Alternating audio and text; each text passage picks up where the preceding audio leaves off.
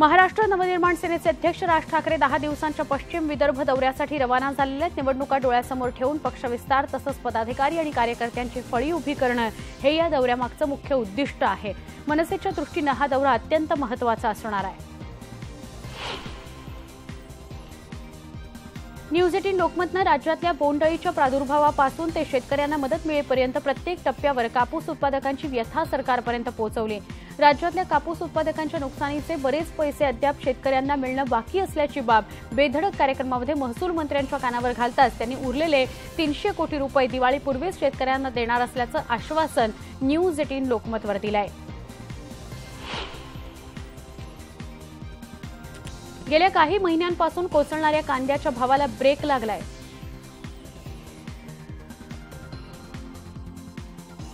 दिवाळीच्या आधी बोंडअळीच्या सगळे पैसे मिळणार ते आपण 3300 कोटी आपल्याला 3000 कोटी दिले। आता 3300 कोटी 300 कोटी राहिलेले, दिवाळी अजून लांब आहे, त्याच्या आधी दोन।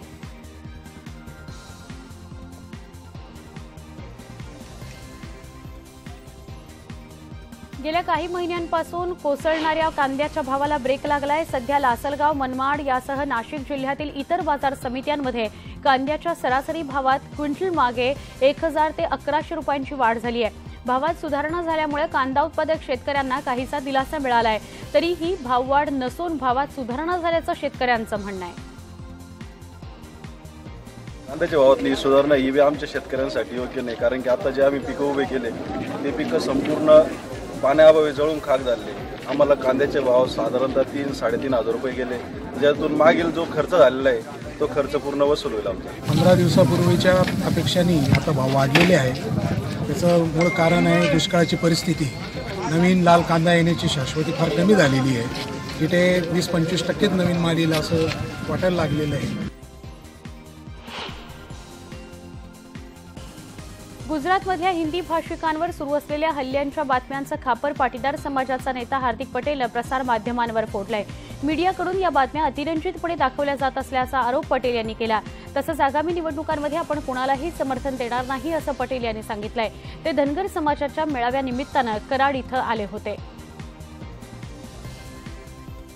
धनगर समुदाय ने बुलाया तो हम चले आए, मराठा समुदाय बुलाता है तो हम चले आते हैं। हमारा काम ही है कि लोगों को जागरूक करना। जब तक लोग जागरूक नहीं होंगे क्या डमरू बजा के किसी भी संगठन में चले जाएंगे? तो कहने के बाद हम जागरूक ही नहीं होंगे तो क्या करेंगे? किस संगठन का काम करेंगे, किस पार्टी का काम करेंगे? हमें जागरूक होकर हिंदुस्तान का काम करना है, किसी पार्टी को नहीं।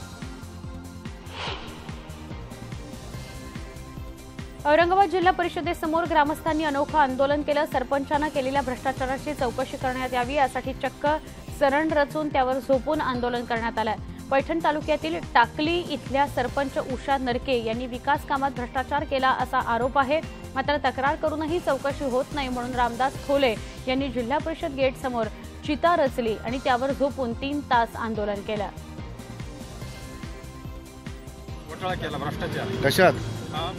पाणी पुरवठा विभागामध्ये, शालेय साहित्य वाटपामध्ये सरपंच उषा संभाजीराव नरके आणि ग्रामसेवक PD मोरे यांनी आमची मागणी तात्काळ त्यांच्यावर कारवाई करण्यात यावी। आम्ही सरणावर मृत्यू शरण आम्ही आंदोलन केले। आम्ही न्याय हक्कासाठी शेवटी लढत राहू, आम्ही याच्यामध्ये पाठीमागे राहणार नाही। नागपुरात एका 19 वर्षाच्या इंजिनिअरिंगच्या विद्यार्थ्यानं भीतीपोटी आत्महत्या केली आहे। सौरभ नागपूरकर असं या विद्यार्थ्याचं नाव। या विद्यार्थ्यानं एका लहान मुलाचा अपघातात मृत्यू होताना पाहिलं होतं। त्यानंतर या लहान मुलाचा आत्मा भूत बनून स्वप्नात येत असल्याची भीती त्याच्या मनात निर्माण झाली। याच भीतीपोटी त्यानं गळफास लावून घेत आपलं आयुष्य संपवलं। दसऱ्याच्या तोंडावर जळगावच्या सुवर्णनगरीत सोन्याचा भाव 200 रुपयांनी वाढलाय। काल सोन्याचा भाव 32,400 रुपयांवर जाऊन पोहोचलाय। डॉलरच्या तुलनेमध्ये रुपयांचे दर वाढत असल्यानं त्याचा परिणाम सोनं चांदीच्याही दरांवर होतोय। सणांच्या पार्श्वभूमीवर हे भाव आणखी वाढण्याची शक्यता वर्तवण्यात येते। यवतमाळच्या राळेगाव तालुक्यात आष्टा इथं ऑटो उलटून एक विद्यार्थी ठार झाला तर 7 विद्यार्थी जखमी झाले। 13 वर्षांचा मोहित पिंपळकर ऑटोनं आष्ट्याहून राळेगावात शाळेसाठी येत असताना त्याची ऑटो उलटली। या ऑटोमध्ये 18 विद्यार्थी असल्याचं सांगण्यात येत आहे। मोहित न्यू इंग्लिश हायस्कूलमध्ये 7वीत शिकत होता। या प्रकरणात 7 जखमी विद्यार्थ्यांना यवतमाळमध्ये रुग्णालयात हलवण्यात आलं। जालन्यात सराईत गुन्हेगार दत्ता चंद्रभान उडान याची हत्या करण्यात आली आहे। दत्तावर हत्या, बलात्कार, दरोडे यासारखे गुन्हे दाखल होते। चंदन झिरा या पोलीस ठाण्याच्या हद्दीत त्याची धारदार शस्त्रानं वार करून हत्या करण्यात आली।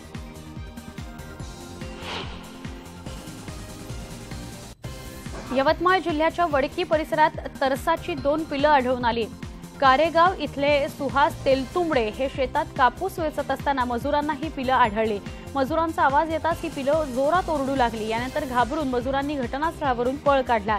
शिवारामध्ये तरसाच्या पिलांचं दर्शन झाल्यामुळे शेतकऱ्यांमध्ये भीतीचं वातावरण आहे।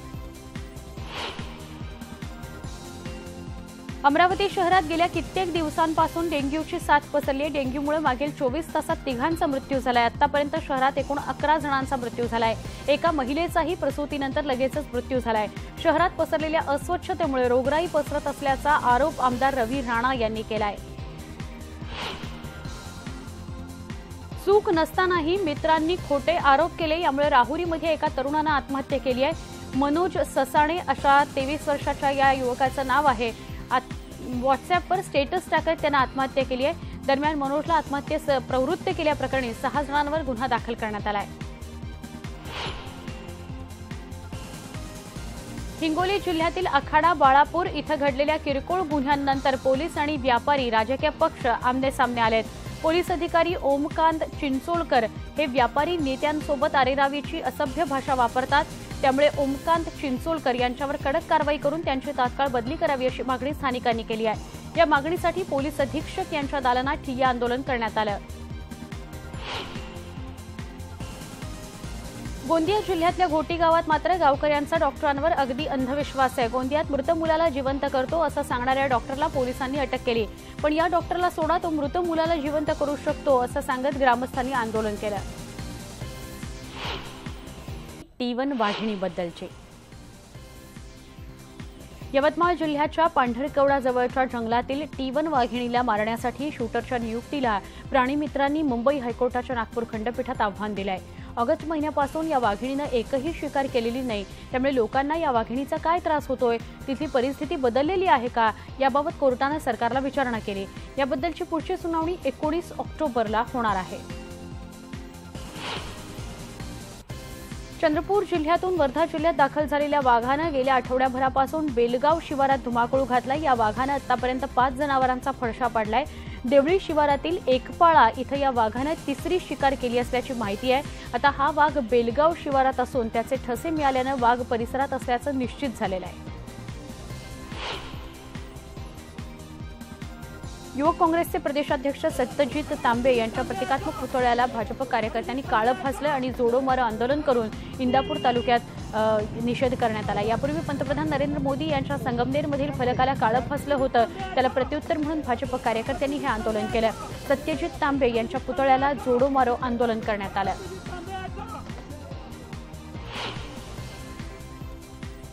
भुसावळ तालुक्यामध्ये कृषी वीज जोडणीवरील तब्बल 92 ट्रान्सफॉर्मर पंधरवडा उलटूनही मिळत नसल्याने शेतकऱ्यांसमोर संकट निर्माण झालंय। तळवेल, वेल्हाळे, वरणगाव, साकेगाव, कुऱ्हे आदी परिसरातील शेतकऱ्यांना ट्रान्सफॉर्मर मिळत नसल्याने ऊसासह कांदा लागवड संकटात सापडली आहे। यासह लागवड झालेला ऊस सुकण्याच्या मार्गावर आलाय।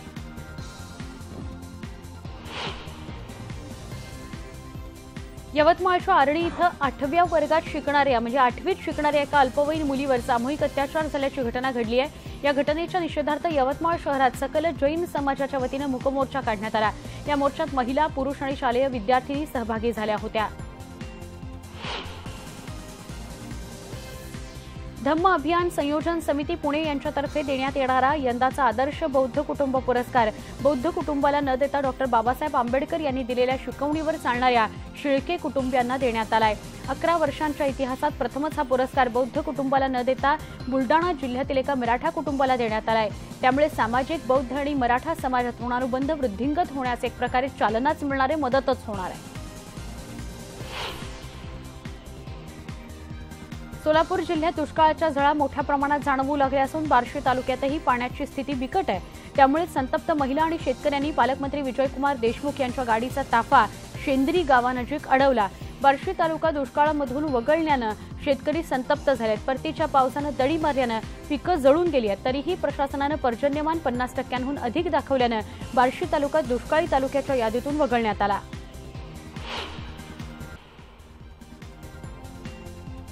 पुरंदर तालुक्यामध्ये काल जिल्हास्तरीय आटापाट्या स्पर्धेचं आयोजन करण्यात आलं होतं. शाळेतील मुलांना या पारंपरिक खेळाची माहिती मिळावी आणि महाराष्ट्राच्या संस्कृतीचं संवर्धन व्हावं यासाठी ही स्पर्धा ठेवण्यात आली होती. या तालुक्यातील 15 ते 20 संघ सहभागी झाले होते. मागील 6 दिवसांपासून सुरू असणाऱ्या शिवप्रतिष्ठानच्या दुर्गामाता दौडीचं सांगलीत जोरदार स्वागत करण्यात आलं. कापडपेठ व्यापारी बांधवांनी दौडीच्या मार्गावर 100 किलो झेंडूच्या फुलांचा गालिचा अंथरला होता. झेंडूच्या वेगवेगळ्या रंगाच्या फुलांचा वापर करून हा 500 फूट गालिचा तयार करण्यात आला होता. रत्नागिरी जिल्ह्यातल्या दापोलीत नवरात्रोत्सवाच्या शेवटच्या टप्प्यात दांडीऐवजी भजन कीर्तनाबरोबरच पारंपरिक जाखरी नृत्याची धूम पाहायला मिळाली. दापोलीतील जालगाव या महालक्ष्मी मंदिरात जाखरी नृत्याची धूम बघायला मिळाली. नवरात्रोत्सवामध्ये महालक्ष्मी देवी पुढे दरवर्षी सांस्कृतिक कार्यक्रम सादर केले जातात, त्याचाच हा एक भाग.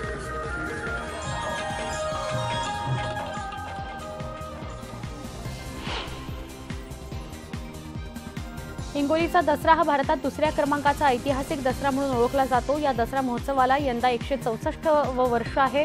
या दसऱ्याचं वैशिष्ट्य म्हणजे हा दसरा लोकसहभागातून साजरा केला जातो.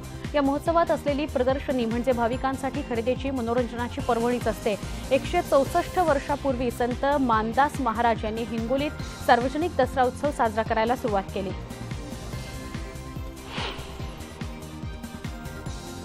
विठ्ठल मंदिरात सुरू असलेल्या शारदीय नवरात्र महोत्सवासाठी काल प्रसिद्ध गायक महेश काळे यांनी आपली गायन सेवा देवाच्या चरणी अर्पण केली. आजवर अभंगातून दर्शन होत असलेल्या विठुरायाचं आज साक्षात दर्शन झालं आणि देवाच्या पायावर डोकं ठेवल्यावर देहभान विसरून गेलो अशा शब्दात महेश काळे यांनी आपल्या भावनांना वाट करून दिली. आयुष्यात पहिल्यांदाच देवाचं रूप पाहायला मिळालं आणि अभंगातल्या देवाची भेटही झाली. या देवाच्या समोर उभं राहून गाण्याची इच्छा तेवढी राहिली अशा शब्दात महेश काळे यांनी बोलताना आपल्या भावना व्यक्त केल्या. महेश काळे यांचं गाणं ऐकण्यासाठी भक्तांनी गर्दी केली होती. तर तुळजापुरात नवरात्रोत्सवाचे वेगळे रंग बघायला मिळाले. तुळजापुरात कुलस्वामिनी तुळजाभवानीची भवानी तलवार अलंकार महापूजा करण्यात आली.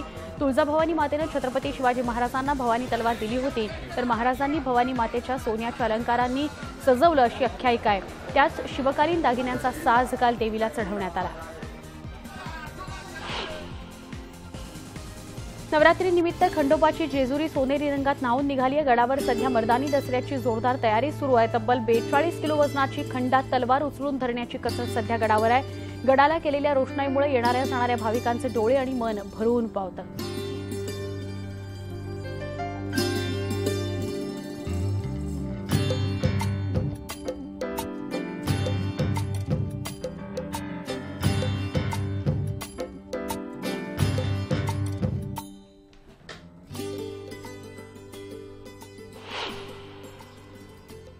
या होत्या सगळ्या गावाकडच्या बातम्या. या बुलेटिनमध्ये आता इथेच थांबणार आहोत. पहा फक्त न्यूज 18 लोकमत.